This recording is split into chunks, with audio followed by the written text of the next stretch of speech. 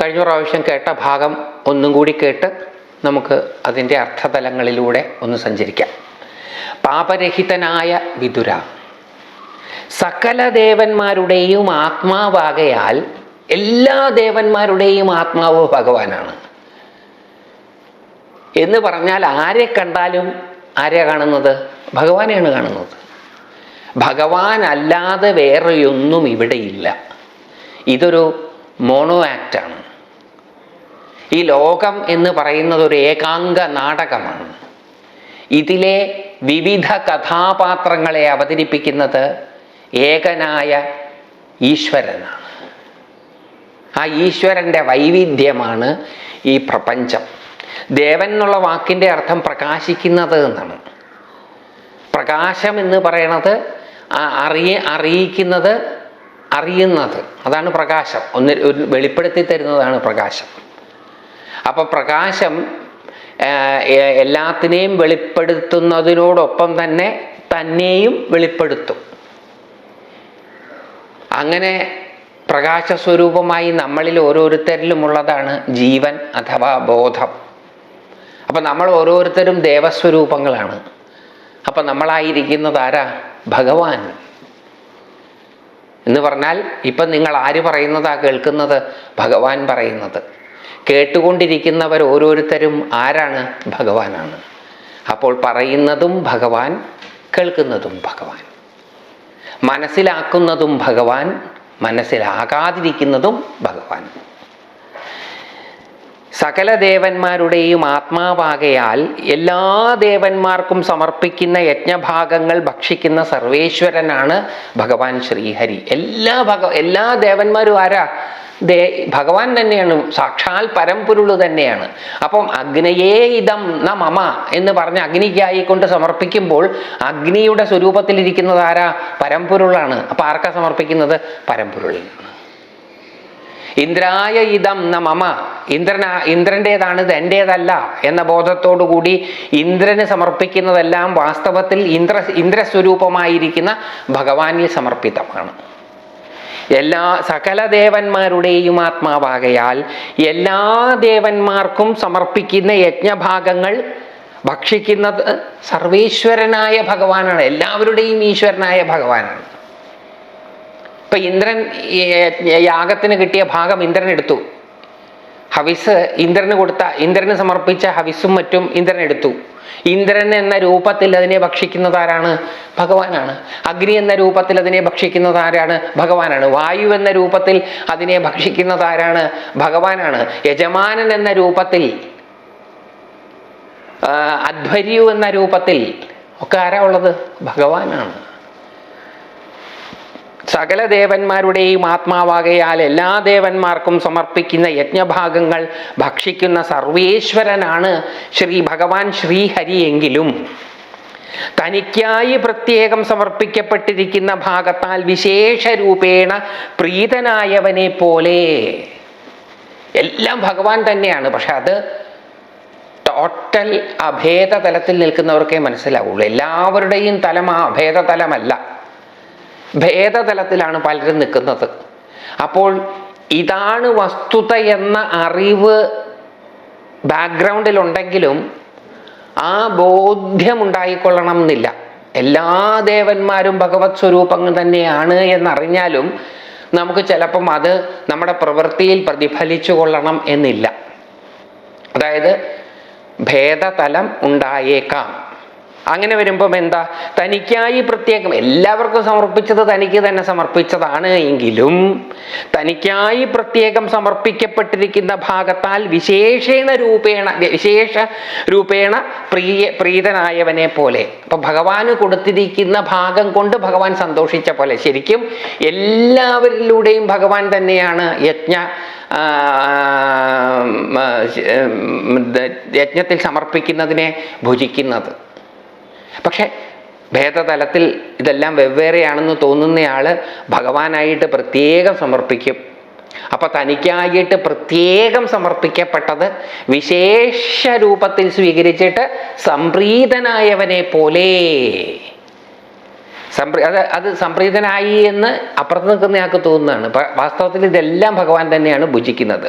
എങ്കിലും തനിക്കായി പ്രത്യേകം സമർപ്പിക്കപ്പെട്ടിരിക്കുന്ന ഭാഗത്താൽ വിശേഷ രൂപേണ പ്രീതനായവനെ പോലെ ദക്ഷിണ അഭിസംബോധന ചെയ്തുകൊണ്ട് അവിടുന്ന് ഇപ്രകാരം പറഞ്ഞു. ഇപ്പൊ ഭഗവാന് കൊടുത്തതിലൂടെ ഭഗവാൻ സന്തോഷിച്ചു എന്ന മട്ടിൽ ഭഗവാൻ ദക്ഷനോട് പറഞ്ഞു.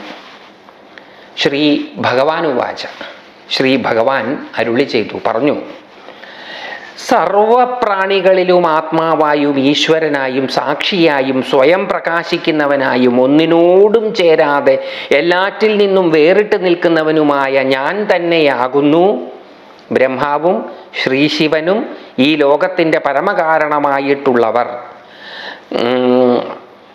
ഞങ്ങൾ 3 പേരല്ല, ഒരാൾ മാത്രം.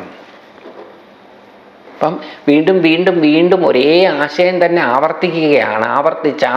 ആവർത്തിച്ച് കേൾക്കുമ്പം മനസ്സ് പതുക്കെ ആവർത്തിച്ച് വെള്ളം വീഴുമ്പോൾ ഏത് കഠിനമായ പാറയും പതുക്കെ പൊടിഞ്ഞു തുടങ്ങുന്നത് പോലെ ആവർത്തിച്ച് ഒരാശയം കേട്ടുകൊണ്ടേയിരിക്കുമ്പം അത് നമ്മുടെ മനസ്സിൽ വ്യത്യാസമുണ്ടാക്കും.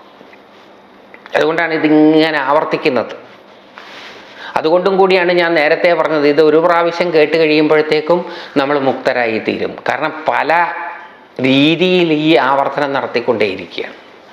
അപ്പം ഇത് കേട്ട് ആ തലത്തിലേക്ക് മനസ്സറിയാതെ നമ്മൾ ഉയരും. നമ്മളുടെ സ്വഭാവത്തെ സ്വാധീനിക്കുന്നത് പലപ്പോഴും നമ്മൾ ബോധപൂർവം സ്വാംശീകരിക്കുന്ന അറിവുകളല്ല. നമ്മുടെ സ്വഭാവത്തെ സ്വാധീനിക്കുന്നത് നമ്മൾ അബോധപൂർവം സ്വാംശീകരിച്ച പല അറിവുകളുമാണ്. അതേപോലെ ഇത് ആവർത്തിച്ച് ഇങ്ങനെ കേൾക്കുമ്പോൾ ബോധപൂർവമൊന്നും അല്ലാതെ ഇത് സ്വാംശീകരിക്കപ്പെടും. ആ സ്വാംശീകരണം നമ്മുടെ പ്രവൃത്തിയിൽ പ്രകടമാകും. അതുകൊണ്ടാണ് ഇത് കേൾക്കണം എന്ന് പറയുന്നത്. നമ്മളുടെ പല ക്യാരക്ടറിസ്റ്റിക് ട്രെയ്റ്റ്സും സ്വഭാവ സവിശേഷതകളും നമ്മൾ വളരുന്ന സാഹചര്യത്തിൽ മുതിർന്നവരെ കണ്ട് കേട്ട് അബ്സോർബ് ചെയ്യുന്നതാണ്. ബോധപൂർവം നമ്മൾ സ്വാംശീകരിക്കുന്നതല്ലത്. നമ്മൾ ഏത് സാഹചര്യത്തിലാണോ വളർന്നു വരുന്നത് ആ സാഹചര്യത്തിലുള്ള മുതിർന്നവരുടെ പെരുമാറ്റ രീതികൾ കണ്ടും കേട്ടും അത് സ്വാംശീകരിച്ചാണ് നമ്മളുടെ സ്വഭാവം രൂപീകൃതമാകുന്നത്. അതേപോലെയാണ് ഇതും. ബോധപൂർവമൊന്നും വേണമെന്നില്ല. അതുകൊണ്ടാണ് സത്സംഗം വളരെ ഫലപ്രദമാണ് എന്ന് പറയാൻ കാരണം. ഇത് വീണ്ടും വീണ്ടും വീണ്ടും ആവർത്തിച്ച് കേൾക്കുകയാണ്. അത് ക്രമേണ നമ്മളിൽ പിടിമുറുക്കും. അതുകൊണ്ടാണ് കേൾവിയുടെ പ്രാധാന്യം എല്ലാവരും എടുത്തു പറയുന്നത്. സർവപ്രാണികളിലും ആത്മാവായി എടുത്തു പറയുകയാണ്. സർവപ്രാണികളിലും ആത്മാവായി. നേരത്തെ പറഞ്ഞു സകല ദേവന്മാരുടെയും എന്നാ പറഞ്ഞത്. ഇപ്പൊ പറയുന്നത് കുറച്ചും കൂടെ വിശാലായി. സകല പ്രാണികളുടെയും ആത്മാവായും ഈശ്വരനായും. ഓരോ പ്രാണിയുടെ സ്വരൂപത്തിൽ ഇരിക്കുന്നതാരാ? ഭഗവാനാണ്. ആ ഓരോ സ്വാമിയുടെ സ്വരൂപത്തിൽ ഇരുന്നു കൊണ്ട് അതിനെ നിയന്ത്രിക്കുന്നയാളാരാണ്? ഈശ്വരൻ. ആരാണ്? ഭഗവാനാണ്. സർവപ്രാണികളിലും ആത്മാവായും ഈശ്വരനായും സാക്ഷിയായും. ഇതെല്ലാം കണ്ടുകൊണ്ടിരിക്കുന്ന ആകാശത്തിലെ മേഘങ്ങൾ ആകാശത്തിനെ സ്വാധീനിക്കാത്തതുപോലെ മേഘങ്ങൾ പല രീതിയിൽ ഒത്തുകൂടും, പിരിഞ്ഞു പോകും, കറുത്തിരുളും, വെളുക്കും. ഇങ്ങനെ പല സംഭവങ്ങൾ ആകാശം നോക്കിയാൽ നമുക്ക് കാണാൻ സാധിക്കും. പക്ഷേ മുകളിലോട്ട് നോക്കിയാൽ നമുക്ക് കാണാൻ സാധിക്കും. അതൊന്നും പക്ഷേ ആകാശത്തെ സ്വാധീനിക്കില്ല. ആകാശം സാക്ഷിയായിട്ടെല്ലാം ഇങ്ങനെ നോക്കിക്കൊണ്ടിരിക്കും. ഒന്നിലും ആകാശം ഇൻവോൾവ് അല്ല. സർവപ്രാണികളിലും ആത്മാവായും ഈശ്വരനായും സാക്ഷിയായും സ്വയം പ്രകാശിക്കുന്നവനായും. സ്വയം പ്രകാശിക്കുകയാണ്. വേറൊരു പ്രകാശം ആവശ്യമില്ല ഇതിനെ വെളിപ്പെടുത്തുവാൻ. ഇതിൻ്റെ പ്രകാശം സ്വയം പ്രകാശമാണ്. പ്രകാശം എന്നുള്ള വാക്കിന് ഇവിടെ ഉദ്ദേശിക്കുന്നത് അറിവ് എന്നാണ്. സ്വയം എല്ലാത്തിനെയും അറിയിക്കുകയും തന്നെ അറിയിക്കുകയും ചെയ്യുക. സ്വയം പ്രകാശിക്കുന്നവനായും ഒന്നിനോടും ചേരാതെ എല്ലാറ്റിൽ നിന്നും വേറിട്ട് നിൽക്കുന്നവനുമായ ഞാൻ തന്നെയാകുന്നു. ഒന്നിനോടും ചേരാതെ. കാരണം എന്തിനോടെങ്കിലും ചേർന്നാൽ പരിമിതമാക്കി പോകും. ഇത് മുഴുവൻ പരമമായതിൻ്റെ വിഭൂതിയാണെന്നിരിക്കെ ഇതിലേതെങ്കിലും ഒന്നിനോട് മാത്രം ചേർന്നാൽ മറ്റേതിൽ നിന്ന് അകലും. അപ്പോൾ പരിമിതമാക്കപ്പെടും. അതുകൊണ്ടാണ് ഈ ഒന്നിനോടും ചേരാതെ എന്ന് പറഞ്ഞത്. എല്ലായിടത്തും വ്യാപിച്ച് കിടക്കുന്നത് ഏതെങ്കിലും ഒന്നിനോട് മാത്രം കൂടുതൽ ചേർച്ചയോടെ വ്യാപിക്കാൻ പറ്റുമോ? അതിന് ഇല്ല. എല്ലായിടത്തും വ്യാപിച്ച് കിടക്കുന്നതിന് എല്ലാത്തിനോടും ഒരേപോലെ ചേർച്ചയേ ഉണ്ടാവുകയുള്ളൂ. അപ്പോൾ ഒന്നിനോടും പ്രത്യേകിച്ച് ചേരാതെ,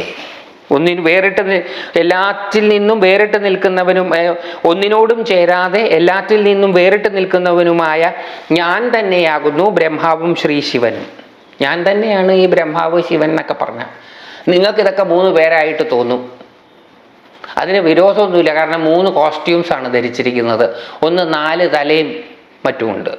മറ്റൊരാൾക്കാണെങ്കിൽ ജടയും ചന്ദ്രക്കലയും 3 കണ്ണും ഭസ്മഭൂഷിതനും ഒക്കെയാണ്. വിഷ്ണു ആണെങ്കിലോ അതിസുന്ദരനും മനോഹരങ്ങളായ വസ്ത്രങ്ങളും ആഭരണങ്ങളും ഒക്കെ ധരിച്ചിരിക്കുന്നു. കാണുമ്പോൾ ഇവർ 3 പേരും ഇത് കാണുമ്പോൾ ഇത് ബ്രഹ്മാവിഷ്ണു മഹേശ്വരന്മാർ 3 പേരാണ് എന്ന് തോന്നിയാൽ അതിൽ തെറ്റൊന്നുമില്ല. ഒരേ നടൻ തന്നെ 3 കോസ്റ്റ്യൂം ധരിച്ച് വരുന്നു എന്ന് മാത്രമേ ഉള്ളൂ. നടനെ കാണുന്നവർക്ക്, കഥാപാത്രത്തെ കാണുന്നവർക്ക് ഇതിൽ ഓരോ കഥാപാത്രവും വ്യത്യസ്തരാണ് എന്ന് തോന്നിയേക്കാം. പക്ഷെ നടനെ കാണുന്നവർക്ക് മനസ്സിലാകും ഇത് ഒരേ നടൻ തന്നെയാണ് എന്ന്. കമലഹാസന്റെ ദശാവതാരം എന്ന സിനിമ, അതിൽ 10 കഥാപാത്രങ്ങളെയാണ് അദ്ദേഹം അവതരിപ്പിക്കുന്നത്.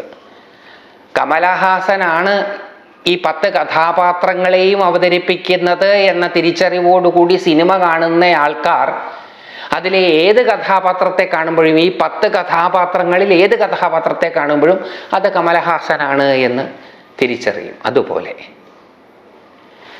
ഇവിടെ പറയുകയാണ്, ഞാൻ തന്നെയാണ് ബ്രഹ്മാവ്, ഞാൻ തന്നെയാണ് ശ്രീ ശിവൻ, ഞങ്ങൾ 3 പേരല്ല ഒരാൾ മാത്രം. അപ്പം നിങ്ങൾ കഥാപാത്രത്തിൻ്റെ തലത്തിൽ നിന്ന് നോക്കുമ്പോഴാണ് ഈ വ്യത്യാസം കാണുന്നത്. അതുകൊണ്ട് കഥാപാത്രത്തിൻ്റെ തലത്തിൽ നിന്ന് നോക്കാതെ നടൻ്റെ തലത്തിൽ നിന്ന് നോക്കൂ. നിങ്ങളുടെ പെർസ്പെക്റ്റീവ് ഷിഫ്റ്റ് ചെയ്യൂ. നിങ്ങളിപ്പം കഥാപാത്രത്തിൻ്റെ തലത്തിലാണ് നോക്കുന്നത്. അപ്പം 3 പേരാ. കാരണം കോസ്റ്റ്യൂംസ് ഒക്കെ ഡിഫറെൻ്റ് ആണ്. അവരുടെ 3 പേരുടെയും ആക്ഷൻസും ഡിഫറെൻ്റ് ആണ്. അപ്പോൾ കോസ്റ്റ്യൂംസും ഡിഫറെൻ്റ് ആണ്, ആക്ഷനും ഡിഫറെൻ്റ് ആണ് എങ്കിൽ ഓഫ് കോഴ്സ് ഡിഫറെൻ്റ് പേഴ്സണാലിറ്റീസ് ആയിരിക്കണം എന്ന് ധരിച്ചു പോകുന്നത് കഥാപാത്രത്തിൻ്റെ തലത്തിൽ നിന്ന് നോക്കുമ്പോഴാണ്. അത് വിട്, കഥാപാത്രത്തിൻ്റെ തലത്തിൽ നിന്ന് വിട്ടിട്ട് ആരുടെ തലത്തിൽ നിന്ന് നോക്കണം? നടൻ്റെ തലത്തിലേക്ക് ഷിഫ്റ്റ് ചെയ്യുക. കാഴ്ച കഥാപാത്രത്തിൻ്റെ തലത്തിൽ നിന്ന് നടൻ്റെ തലത്തിലേക്ക് ഷിഫ്റ്റ് ചെയ്താൽ ബ്രഹ്മാവിനെ കാണുമ്പോഴും ശ്രീശിവനെ കാണുമ്പോഴും മഹാവിഷ്ണുവിനെ കാണുമ്പോഴും ഒരേ നടനാണ് എന്ന് മനസ്സിലാവും. Different costumes and different actions മാത്രമാണ്, ബട്ട് ദ സെയിം പേഴ്സൺ. അതുപോലെ ഈ കാഴ്ചപ്പാട് മാറ്റുക എന്നുള്ളതാണ് പ്രധാനം. നമ്മൾ എവിടെ നിന്നാണോ നോക്കുന്നത് അവിടെ നിന്ന് മാറിക്കാണാൻ ശ്രമിക്കുക. ശ്രീശിവ, ഈ ലോകത്തിൽ പരമ കാരണമായിട്ടുള്ളവർ ഇവർ ഞാൻ തന്നെയാകുന്നു ബ്രഹ്മാവും ശ്രീശിവനും. ഈ ലോകത്തിൻ്റെ പരമകാരണവുമായിട്ടുള്ളവരും ഈ 3 പേരാണ്. ഞങ്ങൾ 3 പേരല്ല ഒരാൾ മാത്രം. ബ്രാഹ്മണ ശ്രേഷ്ഠ ദക്ഷനെ വിളിക്കുകയാണ്. ബ്രാഹ്മണ ശ്രേഷ്ഠ, അതായത് ഇത്രയൊക്കെ കുഴപ്പങ്ങൾ കാണിച്ചിട്ടും അദ്ദേഹത്തിൻ്റെ ശ്രേഷ്ഠതയ്ക്ക് ഒരു കുറവും വന്നില്ല. ബ്രാഹ്മണാധമ എന്നല്ല ദക്ഷനെ വിളിച്ചത്, ബ്രാഹ്മണ ശ്രേഷ്ഠ എന്നാണ് വിളിച്ചത്. അതും വളരെ പ്രധാനപ്പെട്ട ഒരു വിളിയാണ്. ഇയാളല്ലേ ഈ കുഴപ്പം മുഴുവൻ ഉണ്ടാക്കിയത്? ഇയാൾക്ക് ഈ അഹങ്കാരം ഉണ്ടായത് കൊണ്ടല്ലേ ഈ പെടാപ്പാട് മുഴുവൻ പെട്ടത്? പാവം സതീദേവിക്ക് ആത്മാഹൂതി ചെയ്യേണ്ടി വന്നത്, ശ്രീശിവന് ഭാര്യ വിരഹനായിട്ട് കഴിയേണ്ടി വരുന്നത് ഒക്കെ ഈ ഒരു ആളുടെ അഹങ്കാരമല്ലേ? ഇയാൾ എങ്ങനെയാണ് ശ്രേഷ്ഠനാകുന്നത്? തെറ്റുകുറ്റങ്ങൾ ചെയ്യാതിരിക്കുന്നവൻ അല്ല ശ്രേഷ്ഠൻ. ചെയ്ത തെറ്റുകുറ്റങ്ങളെ തിരിച്ചറിഞ്ഞുകൊണ്ട് അതിന് വേണ്ട പ്രായശ്ചിത്തം ചെയ്ത് നിർമ്മലചിത്തനാകുന്നവനാണ് ശ്രേഷ്ഠൻ. ഒരബദ്ധവും പറ്റാത്തവൻ അല്ല ശ്രേഷ്ഠൻ. ഒരു പെടാപ്പാടിലും പെടാത്തവരല്ല ശ്രേഷ്ഠർ. പറ്റിയ അബദ്ധങ്ങളെ തിരിച്ചറിഞ്ഞ് തിരുത്തുന്നവർ ശ്രേഷ്ഠരാണ്. അതുകൊണ്ടാണ് ബ്രാഹ്മണ ശ്രേഷ്ഠ എന്ന് വിളിച്ചത്. അല്ലെങ്കിൽ ബ്രാഹ്മണാധമാന്നാണ് വിളിക്കേണ്ടത്. എൻ്റെ ദക്ഷ, നീ ഈ അഹങ്കാരം